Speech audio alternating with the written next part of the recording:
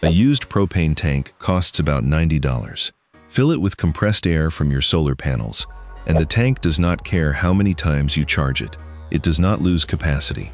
It does not need a firmware update. It does not need permission from a server in California to work.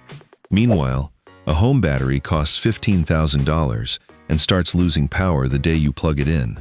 One of these technologies is designed to fail. The other one is just a tank. Let's start with what your battery is actually doing to your money. The Tesla Powerwall 3 is the most common home battery in America. Installed, it runs between $12,000 and $16,500. Tesla's own warranty document guarantees only 70% of that capacity after 10 years. Read that again. 70% is not a failure. That is the warranty. That is the number Tesla is comfortable putting in writing before the battery has even left the truck. There's a detail buried in that same warranty that most buyers never see. The Powerwall requires a continuous Wi-Fi connection to keep its full 10-year coverage. Lose that connection for an extended stretch, and the warranty drops from 10 years down to 4. You are spending $16,000 on a device that needs an internet connection to honor its own promise. Now run the math over the life of your solar panels. Your panels are warranted for 25 to 30 years. Your battery is warranted for 10, and even that 10 years only guarantees 70%. Over the life of one solar system, you are looking at 2, maybe 3 battery replacements. That is $30,000 to $45,000 in storage costs, just to use the electricity your own roof, already made for free. And as of the start of 2026, the federal tax credit that used to soften that blow no longer applies to standalone battery purchases. You're paying full price, every time. That cost isn't the only thing baked into the lithium in that battery. Most of the world's battery-grade lithium comes from brine extraction in places like the Salar de Atacama in Chile, and research on that region estimates it takes roughly 500,000 liters of water, evaporated, to produce a single ton of lithium carbonate. That's water pulled from one of the driest places on Earth. And when that battery eventually reaches the end of its life, the recycling infrastructure to handle it isn't there yet either. Estimates put the current U.S. lithium-ion battery recycling rate at around 5%. The other 95% goes to landfill or sits in storage, waiting for a recycling system that mostly doesn't exist yet. None of that is a design flaw. It's just the actual cost of chemical energy storage, paid before the battery ever reaches your garage. There is a second way to store energy that has none of these problems, and the physics behind it is not new or experimental. It is older than the United States. It's called Boyle's Law, named after the scientist Robert Boyle, who described it in 1662. The principle is simple enough to say out loud. When you squeeze a gas into a smaller space while keeping the temperature steady, the pressure inside rises in direct proportion. Squeeze air into half its original volume, the pressure doubles. That pressure is stored energy. It doesn't fade. It doesn't have a cycle limit. It doesn't chemically degrade. Compressed air just sits there, holding its charge until you let it out. Here's the basic system. Solar panels power an electric air compressor during the day. The compressor pushes ordinary air into a pressure tank. When you need electricity, you open a valve. The air rushes out through a small air motor connected to a generator, and that motion produces power. A compressor, a tank, an air motor, a generator. 4 parts. No lithium, no cobalt, no thermal runaway risk, no fire suppression system required. To make that physics concrete, picture a 120-gallon tank filled to 150 pounds per square inch. That's roughly 10 times atmospheric pressure packed into that vessel. The energy sitting in that compressed air is real and usable, but it's genuinely modest next to a lithium battery of similar size, which is exactly why this technology is best matched to the jobs it's actually good at, not to replacing your whole home battery bank outright. This is not a theory that only exists in a garage, and it isn't even a 20th century idea. Compressed air was doing real industrial work back in 1857, when French and Italian engineering crews began drilling the Frejus rail tunnel through the Alps.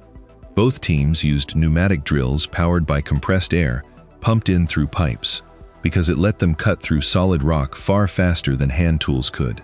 That tunnel, roughly 8 miles of it, took 13 years, and was one of the largest engineering projects of its century, built almost entirely on the same pressure principle sitting in a tank in your garage. 30 years later, an Austrian engineer named Victor Popp took that same idea and applied it to an entire city. Starting in 1879, his company built a compressed air network under the streets of Paris, eventually supplying power to clock towers, elevators, and industrial machinery across the city, through pipes buried beneath the roads. That network ran continuously for over a century, from 1879 until 1994. It didn't shut down because the technology failed. It shut down because the industrial demand for it declined, and maintaining aging pipes stopped being worth it. The compressed air itself never stopped working, and at power plant scale, this same principle has been running since the 1970s. In 1978, engineers in Huntorf, Germany, built the world's first commercial-scale compressed air power plant. It pumps air into 2 underground salt caverns and uses that stored air to help generate 290 megawatts of electricity. That plant is still operating today, close to 50 years later. In 1991, a second plant went online in McIntosh, Alabama, storing air in a 19 million cubic foot underground cavern and delivering 110 megawatts for up to 26 hours on a single charge. Its cost per kilowatt hour of storage capacity works out to roughly $23. Compare that to a Powerwall's roughly $1,000 per kilowatt hour installed. That is a real, documented DIU errance of well over 40 to 1. Now, to be fair to the full picture, both of those plants add a bit of natural gas into the mix when they release the stored air, to help drive the turbines efficiently at that scale.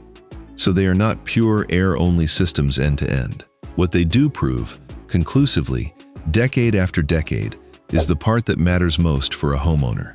The storage medium itself, the compressed air sitting in that cavern or that tank, does not wear out. It has no calendar life, no charge-discharge chemistry breaking down over time. A steel vessel holding pressurized air behaves the same on day 1 and day 10,000.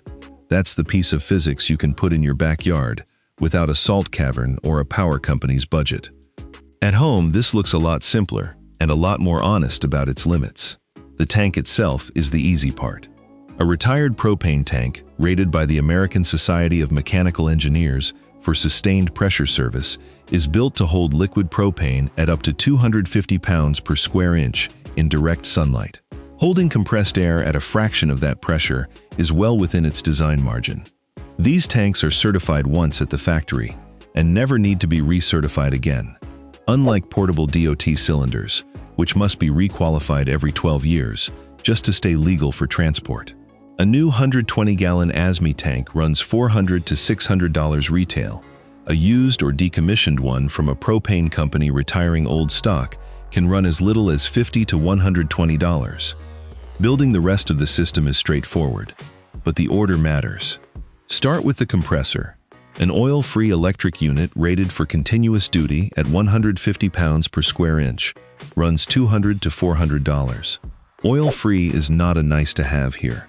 Any oil vapor that gets into your tank will sit there for years, coating the inside of the vessel and fouling whatever motor you eventually connect to it. Next comes an inline moisture separator and a desiccant filter, $20 to $40, mounted between the compressor and the tank. Moisture is the one genuine long-term enemy of a steel tank. Dry air causes no corrosion. Damp air, over years, will. Get this step right once, and you won't think about it again for decades. If you want to convert that stored air back into electricity, rather than just running air tools directly on the tank, you'll need a small air motor, $30 to $300 depending on size, connected to a permanent magnet generator or a small automotive alternator, feeding a small deep-cycle bar battery that smooths the output before it reaches an inverter. All in, a basic residential setup lands somewhere between $500 and $1,200.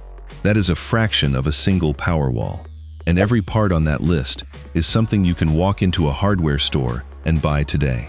Here is the part worth being straight with you about, because this niche has a habit of overselling the easy parts and skipping the hard ones. Converting compressed air back into household electricity through a small motor and generator is mechanically simple, but it is not EU efficient.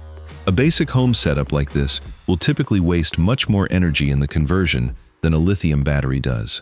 Lithium-ion systems return somewhere around 85 to 90% of the energy you put in.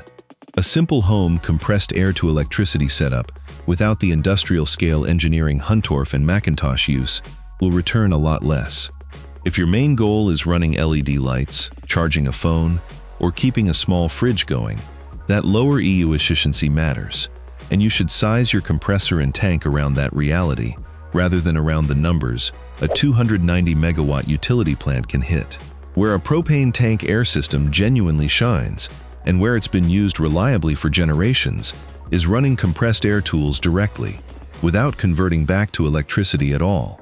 OU grid workshops that rely on pneumatic power route compressed air, straight through steel pipe, to run table saws, drill presses, sanders, and water pumps. No conversion losses, no generator, no EU efficiency penalty. If your goal is powering shop tools on a property with no grid connection, this is the version of the technology, with decades of proven, everyday use behind it. If your goal is running your refrigerator or stored air, go in with your eyes open about the conversion losses and size the system and your expectations accordingly. Realistically, this isn't a project for every reader. If you're living in town on a standard grid-tied system, this won't move your electric bill in any way worth mentioning. Where it makes sense is a cabin, a workshop, a barn, or a rural property already leaning on solar for basic loads, where a cheap, maintenance-free way to run tools or trickle charge a small Buffier air battery has real value, and you don't have to choose between this and a lithium system if you already have one. Think of the tank as a supplement, not a replacement. Let it handle your air tools, your well pump, or a small backup load, and let your existing battery keep doing what it does best, which is running higher draw electronics EU efficiently. Pairing the two means your expensive lithium bank cycles less often for the small stuff, which by itself can help it hold its capacity longer over the years you own it. Maintenance on a system like this is genuinely minimal, but it isn't zero. Check the moisture separator and drain any condensation on a regular schedule. Inspect the relief valve once a year to make sure it hasn't seized, and give fittings a visual check for corrosion once or twice annually. That's it. There's no cell balancing, no thermal management system, and nothing that needs a software update. The tank itself, properly dried and maintained, is the one part of this build genuinely built to outlast the rest of your equipment. One safety note that matters more than anything else in this build: never use PVC or plastic pipe for compressed air delivery. PVC becomes brittle under repeated pressure cycling and can shatter without warning, sending fragments at dangerous speed. Use black iron pipe, copper tubing, or aluminum pipe rated for compressed air service, and install a pressure relief valve on the tank, set to open at 10% below its rated maximum. That valve costs less than $15 and is the single most important part of the entire system. If you're working above 200 psi, get a licensed mechanical engineer to check your pipe sizing and relief valve spec before you pressurize anything. So here's where that leaves you. A propane tank storing compressed air will never chemically degrade, will never need a warranty renewal, and will never ask your Wi-Fi router for permission to work. The average American home uses about 10,500 kilowatt hours of electricity a year, close to 29 kilowatt hours a day, according to federal energy data. No backyard compressed air tank is going to carry that whole load, and pretending otherwise would be dishonest.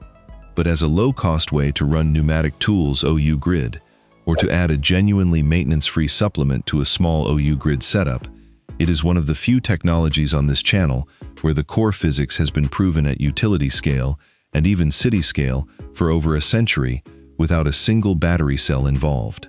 If you're the kind of person who'd rather build something with a wrench than sign a 10-year warranty with an internet requirement buried in the fine print, this is where you start. Drop a comment and let me know.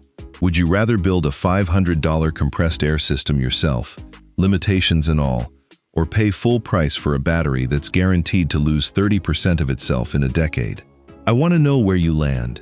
And if you want to see how a 30,000-year-old chimney design can cool your entire home by up to 30 degrees with no electricity and no moving parts, that video is right here.